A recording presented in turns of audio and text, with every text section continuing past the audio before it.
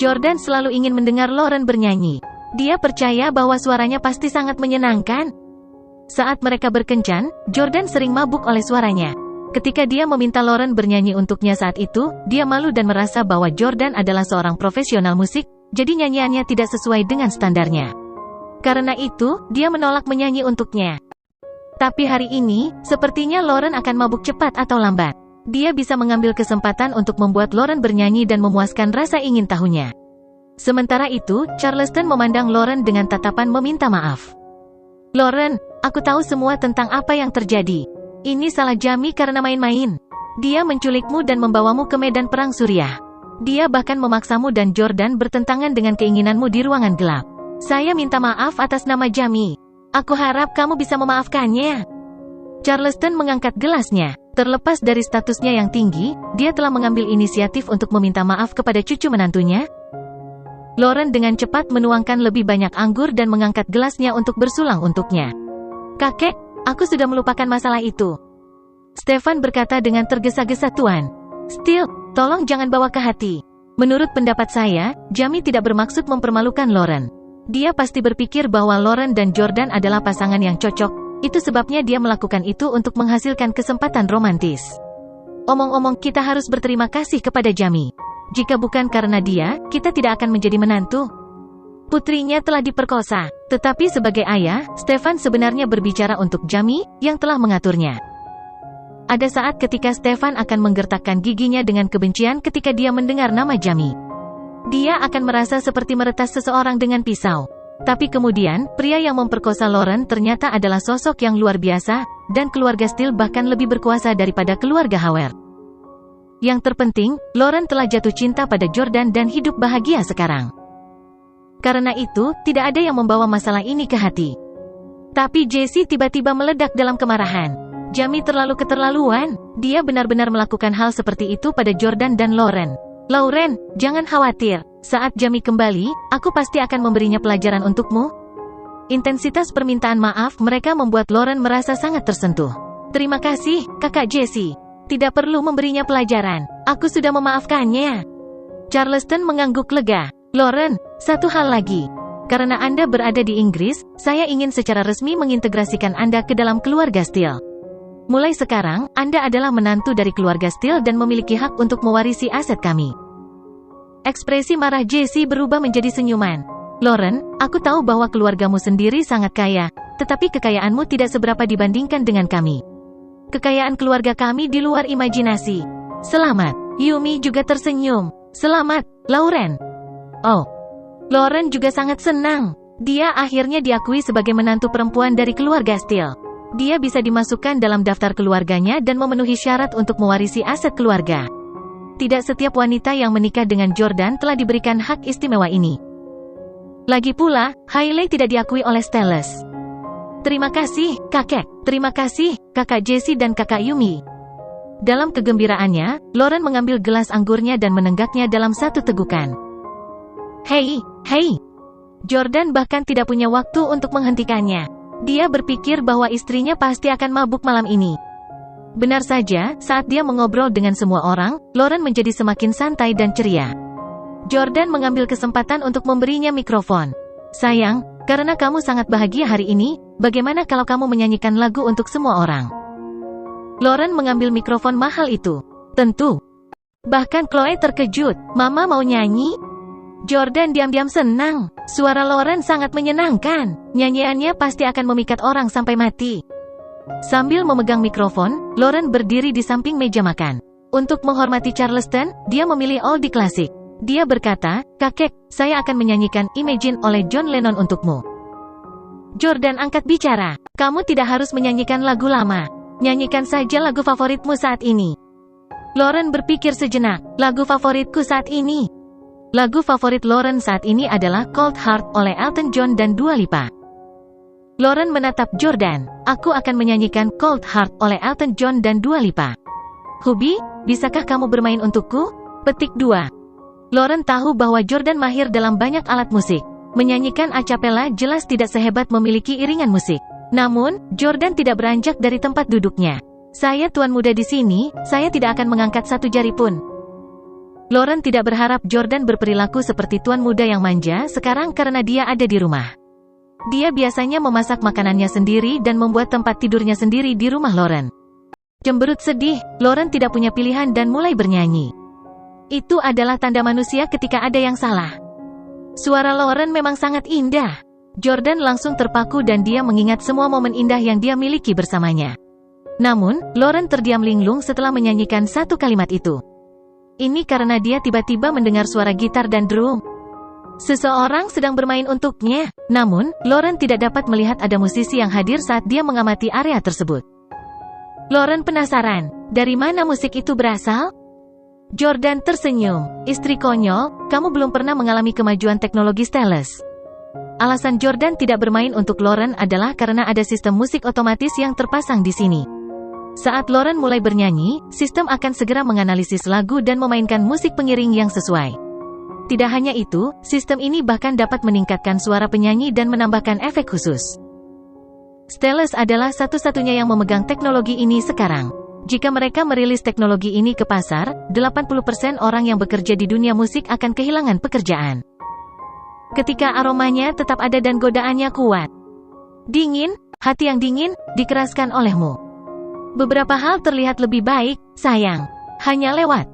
Suara Lauren memang sangat enak di telinga. Ditambah dengan sistem musik yang kuat, nyanyiannya sebagus rekaman profesional. Saat dia mendengarkan lagu itu, bayangan Victoria sekali lagi muncul di benak Jordan. Victoria mengenakan setelan bisnis yang mendominasi. Kakinya disilangkan dan dia sedang merokok. Sikapnya yang anggun dan mempesona menciptakan riak di hati Jordan. Jesse tiba-tiba datang. Dia meletakkan satu tangan di bahu Jordan sambil memegang gelas anggur di tangan lainnya. Jordan, saya sebelumnya curiga bahwa istri Anda berbohong kepada Anda dan hampir menyebabkan Anda bercerai. Aku terlalu ceroboh.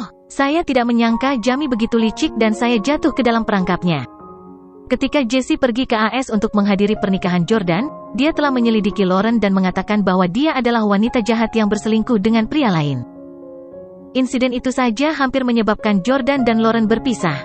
Setelah mengalami pengkhianatan Hailey, Jordan sangat sensitif terhadap hal-hal seperti itu. Jordan tersenyum. Jangan khawatir Jesse, Anda melakukan apa yang Anda lakukan untuk kebaikan saya sendiri. Petik 2. Jordan tahu bahwa seperti dia, Jesse telah ditipu oleh Jamie. Mengangkat gelasnya, Jesse mendentingkan gelas dengan Jordan. Dia menunjuk Lauren, yang sedang bernyanyi, dan berkomentar kepada Jordan. Lauren adalah gadis yang baik. Dia cantik dan nyanyiannya indah. Selain itu, dia sangat mencintaimu dengan sepenuh hati, kamu harus menghargainya, mengerti? Petik 2. Jordan mengangguk. Saya akan. Lauren menyanyikan 2 lagu berturut-turut. Namun, dia segera merasa sedikit sakit dan seperti akan muntah. Jordan membawanya ke kamar kecil dan membawanya kembali ke kamar mereka untuk beristirahat. Di ruang makan, Charleston juga pamit. Jesse dan Yumi juga kembali ke kamar mereka untuk bermalam. Bibi Jordan berdiri, tetapi sebelum dia pergi, Stefan berinisiatif mengejarnya. Wajahnya sedikit memerah dan dia tampak gugup seperti anak kecil. Miss Steele. Howard, ada apa? Miss Steele, sudah lebih dari 20 tahun sejak terakhir kali kita bertemu, tapi kau masih sangat cantik. Bisakah saya berbicara dengan Anda secara pribadi?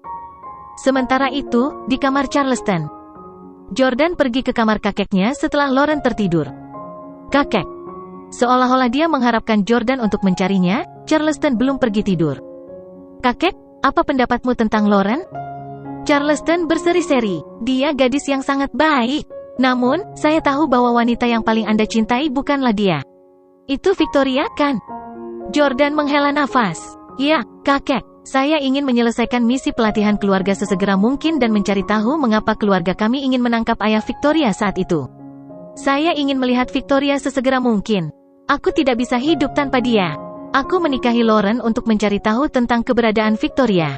Dia mengakui bahwa dia telah jatuh cinta dengan Lauren, tetapi orang yang meninggalkan kesan terdalam padanya masih Victoria. Bagaimanapun, Victoria adalah orang yang berdiri di sampingnya selama hari-harinya yang paling sulit. Kakek, saya telah menyelesaikan uji coba bisnis saya sekarang. Apakah ada misi lain? Charleston menjawab, Jordan, kamu baru saja pulang. Saya akan memberitahu Anda tentang misi dalam beberapa hari. Habiskan beberapa hari ini dengan mengajak Lauren berkeliling, dan juga luangkan waktu bersama ibumu. Saya khawatir Anda akan pergi besok jika saya memberi Anda misi sekarang. Petik 2. Jordan mengangguk. Baiklah, kakek, istirahatlah lebih awal. Aku akan kembali ke kamarku sekarang. Keesokan paginya, Lauren bangun dengan linglung. Jordan sudah bangun sejak lama. Dia memandang Lauren sambil tersenyum dan berkata, "Diva, kamu akhirnya bangun?" Lauren mengucek matanya bingung. "Hah, siapa Diva itu?" Jordan menjawab, "Kamu, tentu saja. Aku tidak tahu kamu bisa bernyanyi dengan baik."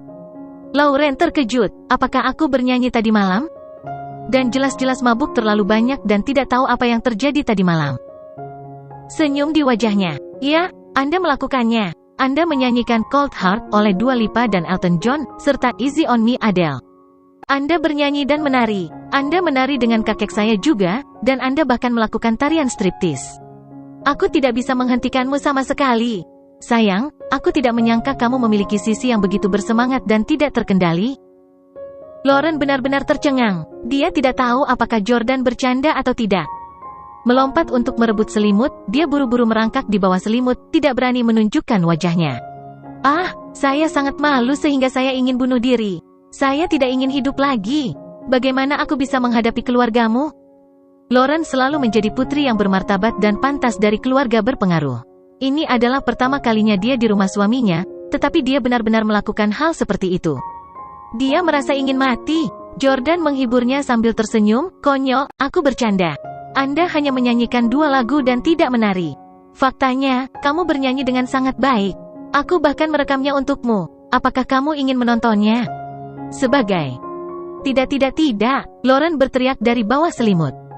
Jordan menggelengkan kepalanya. Dia tahu bahwa Lauren tidak akan berani keluar dan bertemu siapapun untuk saat ini. Baru saat waktu makan siang tiba, Lauren akhirnya muncul. Dia benar-benar seperti wanita dan tidak menyentuh alkohol apapun. Pada sore hari, Jordan membawa Lauren berkeliling kastil. Tepat ketika mereka berdua tiba di luar kastil dan mengagumi kebun buah yang unik, telepon Jordan berdering. "Hailey." Jordan melihat ke layar dan melihat bahwa itu adalah panggilan Hailey. Karena dia tidak ingin Hailey merusak suasana hatinya yang baik, dia tidak menjawab. Namun, Hailey terus menelepon. Jordan tidak punya pilihan selain menjawab panggilan itu. "Apa?" tanya Jordan dingin. "Jordan, di mana rumahmu?" Jordan berkata, "Mengapa kamu menanyakan ini?"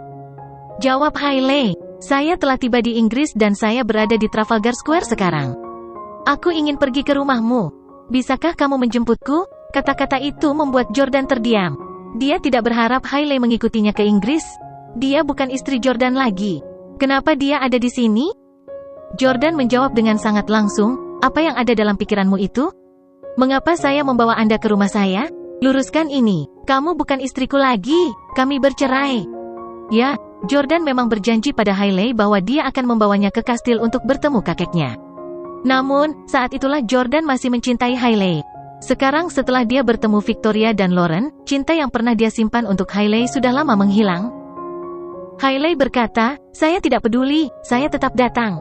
Jika Anda tidak datang untuk menjemput saya akan terus menunggu Anda di alun-alun. Aku tidak pergi kemana-mana." Jordan terkekeh. "Terserah kamu. Tetaplah selama yang kamu mau. Aku tidak datang sendiri. Aku membawa anak kita ke sini. Anak kami tepat di sampingku. Bahkan jika kamu tidak peduli padaku, kamu harus peduli dengan darah dan dagingmu sendiri kan?"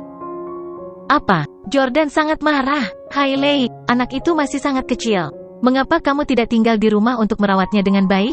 Kenapa kamu membawanya ke sini?" Petik 2. Hailey bersikeras. "Ngomong-ngomong, aku sudah membawa anak itu ke sini. Aku ingin melihat kakekmu. Datang dan jemput aku dengan cepat." Petik 2.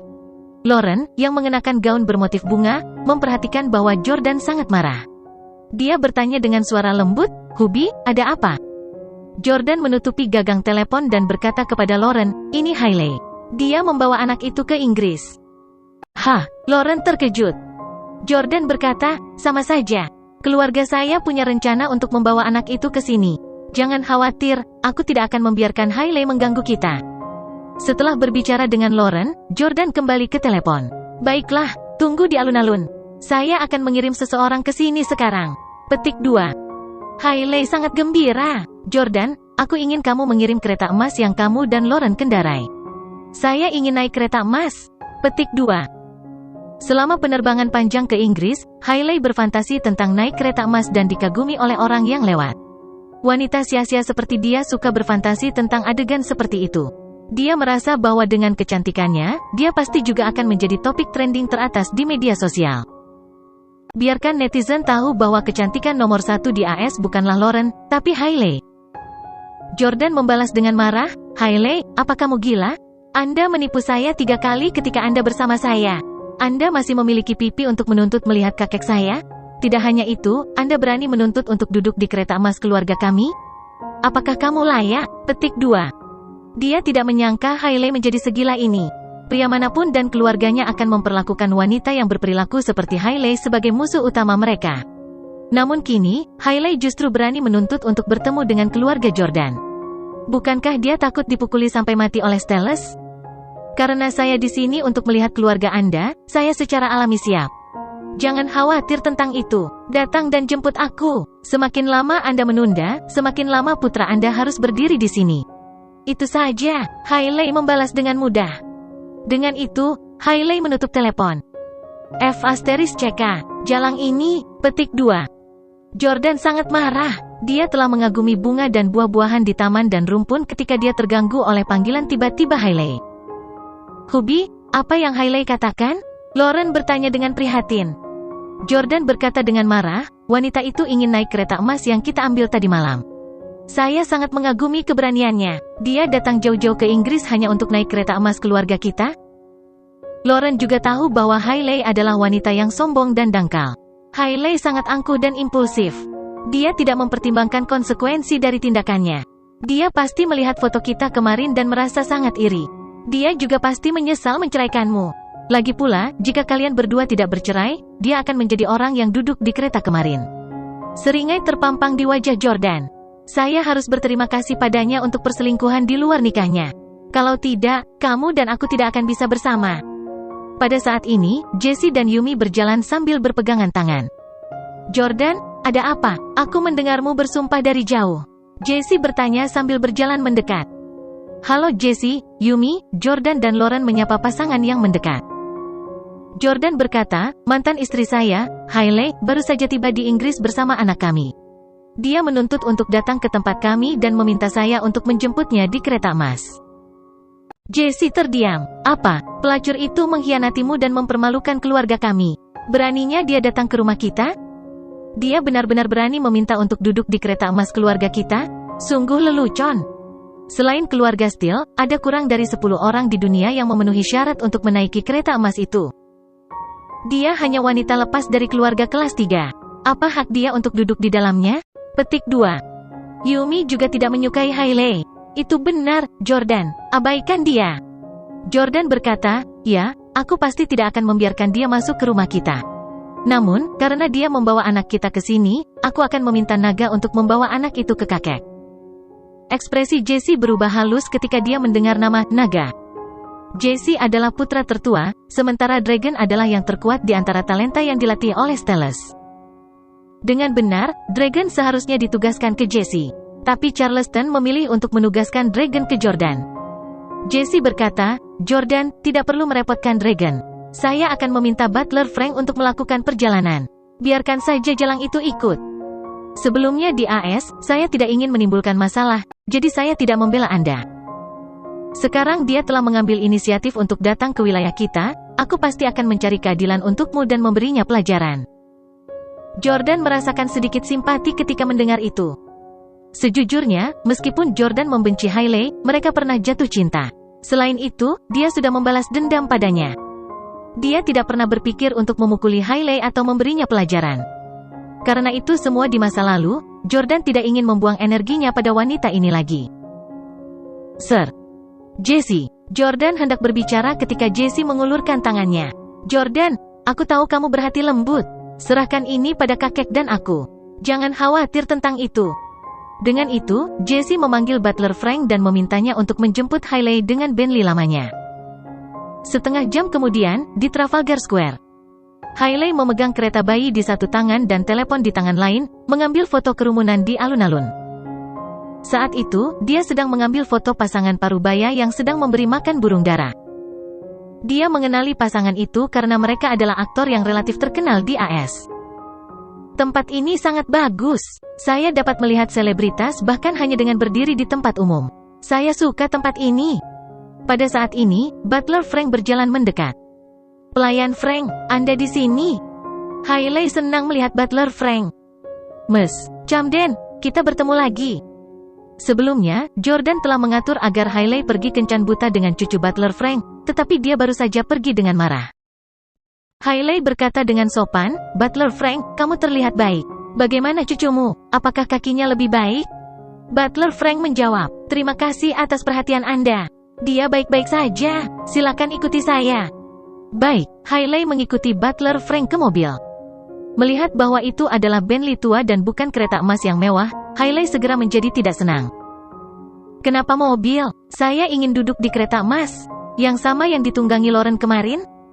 Hailey menuntut. Butler Frank tersenyum. "Miss Camden, saya menyarankan Anda untuk tidak pilih-pilih. Jika bukan karena instruksi Tuan Jordan, saya khawatir kendaraan apapun yang Anda kendarai, Anda tidak akan memiliki hak untuk memasuki kediaman Stellas." Hailey tertegun sejenak, tidak mengerti mengapa butler Frank mengatakan itu. Tapi sekali lagi, dia tidak datang jauh-jauh ke sini hanya untuk pamer di kereta emas. Dia memiliki hal-hal yang lebih penting untuk dilakukan. Karena itu, dia tidak membantah dan masuk ke mobil. Mereka tiba di Kastil Steel. Ya Tuhan, apa kastil yang indah! Keluarga Jordan tinggal di sebuah kastil. Dia tidak pernah memberitahuku sebelumnya. Sayang, buka matamu dan lihat. Ini adalah rumah ayahmu. Ini adalah rumah kami. Kami pulang. Setelah turun, Hailey membawa anak itu ke dalam kastil. Pada saat ini, semua orang dari keluarga Steele sedang menunggunya di salah satu aula. Ten, Steele Senior, Mer, Jesse, Mer, Jordan, Miss Camden dan putranya telah tiba. Butler Frank mengumumkan saat dia berjalan mendekat. Hailey menggendong anak itu. Ketika dia melihat Charleston, dia buru-buru berlutut di tanah. "Kakek, aku Hailey, menantu yang dipilih olehmu dan kakekku."